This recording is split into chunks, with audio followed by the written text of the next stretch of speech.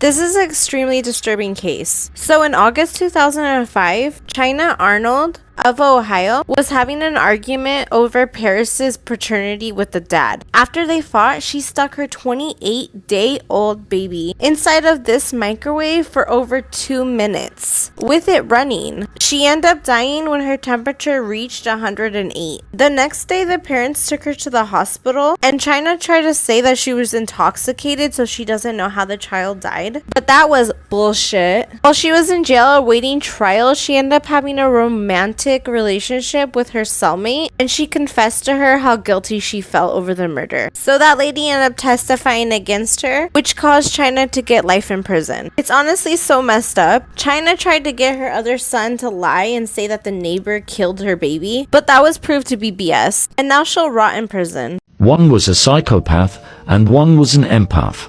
The lives of these conjoined twins will give you chills. This is the disturbingly sad life of Masha and Dasha, two conjoined twins who were removed from their mother's custody to be studied by Soviet psychologists. At birth, the twins were joined at the waist at 180 degrees. They had 2 heads, 2 torsos, 4 arms, and 1 leg each.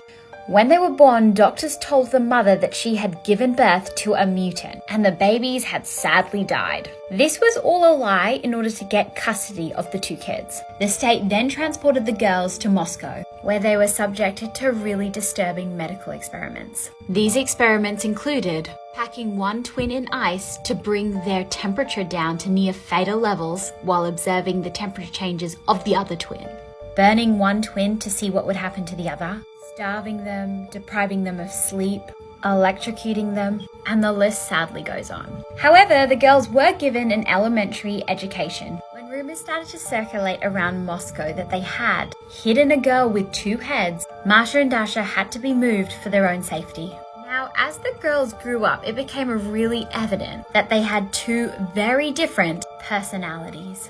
Dasha was known to be an empath, and during her entire ordeal always longed to live a normal life. Masha, on the other hand, was incredibly disobedient. She would often scream, lie, threaten, and sometimes even attack Dasha. Doctors discovered that she displayed narcissistic tendencies.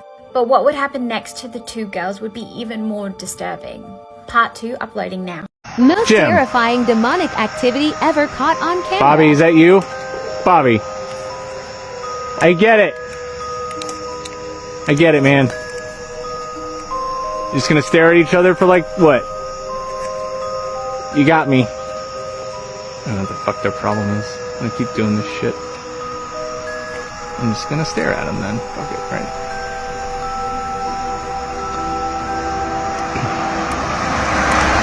What the fuck, man? Come on, get out, man. Get out. Come on. Go. No, just go to your room. It's fine.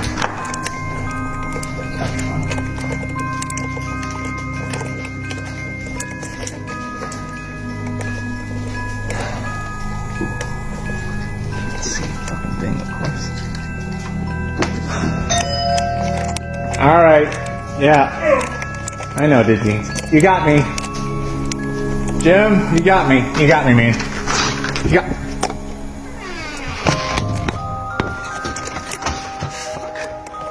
Okay, it's good.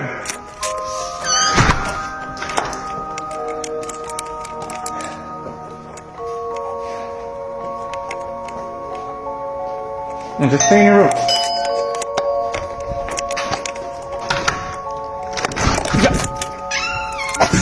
This is Mr. Swirl, one of the worst pedophiles in world history. And let me tell you, this story is really disturbing, so viewer discretion is advised. So this is Mr. Swirlface himself, Christopher Paul Neal. He was born in Canada in 1975. So Christopher had a pretty unremarkable childhood, but it should be stated here that he wanted to become a Catholic priest. But after the seminary denied him because he wasn't properly qualified, he decided to become a teacher instead. So Christopher eventually moved out of Canada. He moved to South Korea. That's where he was employed as a teacher. And suddenly, all of these images of CP started circulating around the internet. Christopher appeared in over 200 images of CP that he produced himself. And in every photo that he produced, he always put this swirly effect over his face, thinking that it would obscure his identity. Well, eventually German computer experts were able to unswirl the image. They produced this image to the left, and a number of people who knew Christopher contacted Interpol and told them, this is that guy. So once he was identified, Christopher fled to Thailand. That's where he decided he would make his great getaway. And while he was living in Thailand, he employed the services of a young boy who would go out to local internet cafes and bring Christopher other young boys that he would abuse and take photos of. But this didn't last long and obviously didn't work out for Christopher. In the year 2007, towards the end of the year, he was finally arrested by the Thai police. There's nothing that brings me more joy than seeing all these officers around this guy. And one thing that should be noted about Christopher is his unrepentant nature when he's photographed. You'll see what I mean. Pictures like these were taken by the press when he was finally arrested and brought to justice. So in Thailand, Christopher was sentenced to 39 months in prison and he was handed a $1,700 plus fine. But he later admitted to the crime, he was eventually released, and then he returned to Canada. Upon his return to Canada, he was immediately arrested at the Vancouver International Airport. Now, while Christopher was in Canada, CP was found on his phone and laptop. He was sentenced to a number of years in prison. But in March of 2017, Christopher was released from prison, and he now lives in Vancouver somewhere, according to the internet. That's right, Mr. Swirlyface is currently out on the streets. I didn't know this. I think this is an absolute injustice to all the victims of this guy. This is absolutely a horrific story, and I cannot believe he's not serving more time for appearing in over 200 images of CP. It's crazy. But yeah, let me know below. Do you think this guy should still be in prison? I'm also going to be starting a true crime series talking about murders, conspiracies, all of the above on my YouTube channel, The Paranormal Files, so go subscribe if you don't already.